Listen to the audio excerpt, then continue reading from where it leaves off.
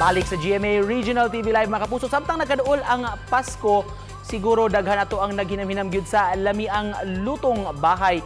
Labi na kauban ang atong pamilya. Mga itagtambag unsay pamaagi aron mas ma-level up pa kini mga kapuso. Mas kahinaman sa atong mga mahal sa kinabuhi. Karong buntaga makauban nato si Chef Carlo Vincenzo Jesus Flor III. Masailang si Chef Chenzo. Good morning, Chef. Morning. Thank you so much Good morning. for joining us this morning, Chef.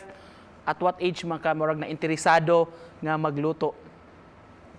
Medyo late bloomer ko. Nag-start ko sometime, I think early 20s siguro na ako, na nag-start ko ka-interest. But you come from a family of mga chefs, gyud mao gina inyong gikahiligan gyud.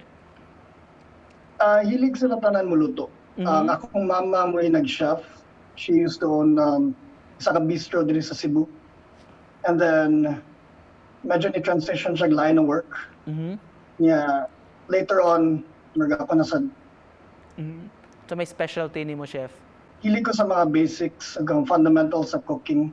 So that, bisag kung sa cuisine na akong tirahan, since kibamo ko sa basics niyan, sa akong pag-translate, makaya rin ako. So, para dili bitaw ko limited sa isa lang ka cuisine or isa ka dish, mas ganahin ko na broad ang ako ang skill set. Before ta mo proceed, Chef Chenzo, atong ipadayon ni atong conversation, pero doon ako no kay gipreparar alang kanamo unsa may imong mahatag ato sa atong mga viewers karon. Ang fried rice itself, dagan kay possibilities.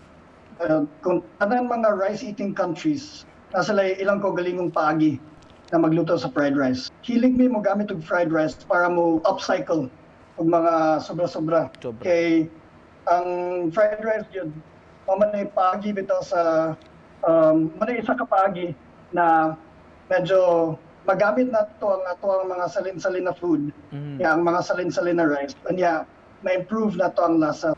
Mao gyud kay labi na karong panahon na murag daghang sobrang malungag, Chef, daghang mabahaw. Mao man gyud na ang purpose gyud sa fried rice na magamit tanan yun. Sige, Chef, sugdi na ang pagpreparar. So first, atong ihitap ang fat. Para to boil. Ang pinakauna na itong ilutuan ni ang itlog. So, scramble na tagdog ang itlog para dagan-dagan. Kanya, wait lang na to na medyo init na ang pan. Once sakto na yung temperature, you can add the egg. Season lang tagamay.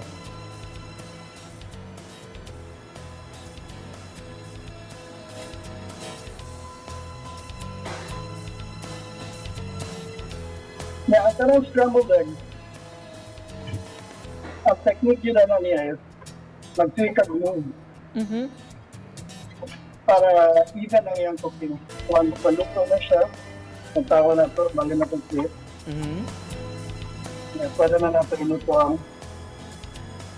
ibang component. Ang atong unang butang is garlic. Garlic. I-change lang ako gamay kay ang standard ng good. Ganawan ako ang garlic. Masunog siya. Galing masunog. Pag ganawan ko, I like to put the first. The onions. Onion.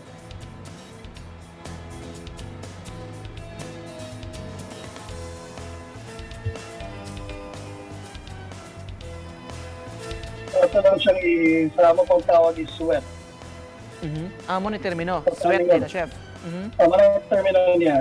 Atong i-sweat ang onions, that way magawa siyang baho, magawa siyang lasa. Sa karon, since magawa ko pa ng baho sa salt, I can have the garlic.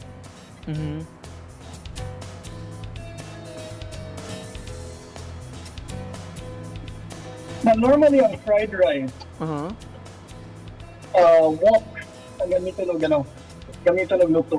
So once mo gawa sa baho sa garlic, I can add my baho.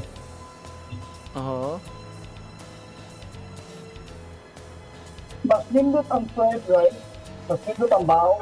You can add some seasoned food. If you like, pampalasa niya. Or pwede sa wok. And now na medyo shiny na ang rice, kaya evenly colored na siya. You can add your eggs.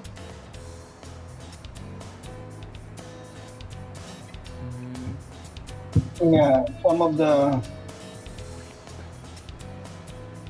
spring onions. Okay, now, ready na. Aha, so pahumanay na din eh. Padali na rin siya. Parang ganahan kayo ko ano na dish. Aha. Because minimal cooking, minimal time, Oo. minimal kailangan na gamit, but full of flavor. Saka rin thing. Pero itong game na ako ganina na most of the times are really good. Sardines na nangyayatag. Mhm. So ito na protein aside from the egg, ang sardines. On top, di mo ibutang chef. Oho. Okay, since matagal pa na ang sardines na ito ang bida sa show. And then, para lang mo add flair, nga para na kay restaurant feels, ito siya garnish na pagkalang Japon. Okay, anong Japon siya? Onions. Pagkalang siya. Although, ayaw na makita. Wow. Very simple. Pag Yung ingredients are barato na po. pagkanindot o pagkalami na gid kay tan-awon chef, sulit na gid mahimo gyud yung espesyal ang luto. To cap this off chef, unsay message nimo sa atong mga viewers diha, nangita gyud sila sa mga suggestions karong panahon na labi na kuyog ang pamilya, sa may matambag nimo. Ang tambag na ko is more or less, especially when it comes to food. So ayun yung mga bagong patay. Like, daghan kay cuisines, and nice kay mo experiment. And then, be proud po sa inyong naluto kay ang ako yung permisulti, labaw na graduation or kanang mag-restaurant simulation ng akong mga students. Ang isulti niya ako is, ang pagkaon is the heart and soul of a chef presented on a plate. Pagkanindot og labor of love gyud chef. Pong panimo kini mong gipreparar labi na kuyog ang pamilya og mga suod nga higala karong panahon sa Pasko. Thank you so much for joining us this morning, Chef Chenzo. Ug daghan nimig nakatuna nimo. Merry Christmas kanimo, Chef. Very good, sir. Thank you.